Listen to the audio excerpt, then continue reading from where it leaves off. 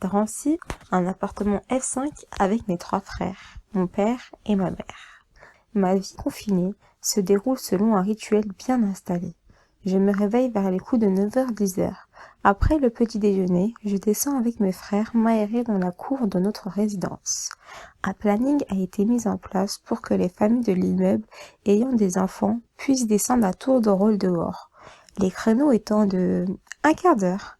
Ensuite, c'est tâches ménagères en musique et devoirs. On se retrouve en famille aussi pour faire des trucs ensemble. Domino, Netflix, Uno, Baccalauréat. Après, je me repose un peu. Le rituel de 20h est devenu indispensable. On se met par la fenêtre avec ma famille et nous applaudissons le personnel hospitalier. Puis, c'est l'heure du repas. La journée se termine avant un éternel recommencement. Mais jusqu'à quand ? Vivre dans un appartement F5 à 8, c'est difficile, c'est même très difficile. Surtout quand on voit des personnes publiques vivre seules ou bien à deux dans des grandes villas. En fait, ce qui est le plus difficile, c'est de les entendre se plaindre de rester chez eux alors qu'ils ont un jardin, parfois même une piscine. En tout cas, un endroit pour sortir.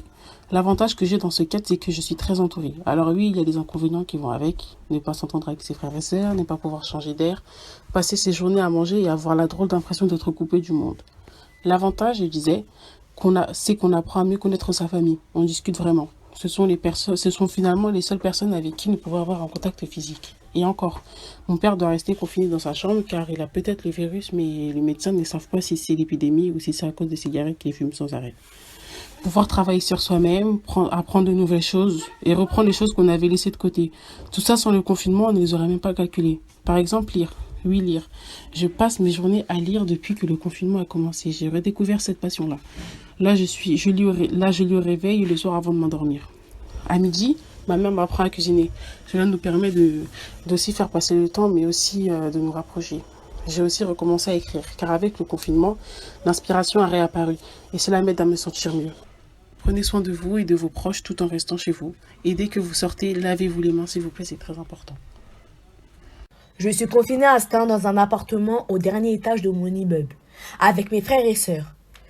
Il faut trouver des occupations, tâches ménagères avec mes sœurs en musique, visionnage de tutoriels sur le maquillage par exemple. Je descends prendre l'air 5 à 10 minutes, me détends parce que c'est pas facile d'être confiné dans un F4 et surtout sans balcon. Être confiné, ça permet de se reposer, de passer plus de temps avec la famille et de faire ses prières en temps et en heure. Je peux aussi me maquiller tranquillement. C'est compliqué de pas sortir pour voir mes copines. Je ne peux pas voir mon fiancé car nous ne vivons pas encore ensemble. Les cours me manquent aussi. C'est dans ces moments qu'on se rend compte de ce qu'on aime faire. J'aime beaucoup être dehors, marcher. Le fait d'être confiné, c'est un peu saoulant, mais bon, on s'adapte. Certains ne le font pas. Des gens de mon quartier, dès le 2e jour, n'ont pas respecté le confinement. Ils se sont amusés à aller faire un barbecue au fond du quartier. Quand les policiers sont passés, ils se sont mis à courir, mais ont été verbalisés. Encore une fois, on doit tous essayer de s'adapter, même si c'est difficile, surtout si ça dure. Alors moi en ce moment je suis dans un confinement, dans un appartement. Le plus souvent je suis dans ma chambre. Le matin je me réveille, je mange, je me repose. Ensuite je lis des livres autobiographiques ou tout simplement je lis la Bible. En ce moment je joue à la PlayStation comme des jeux basiques comme FIFA, Call of, etc. La nuit je ne dors pas beaucoup. Je regarde les infos de temps en temps. Ou je regarde des vidéos sur internet ou je passe un peu de temps sur mon téléphone.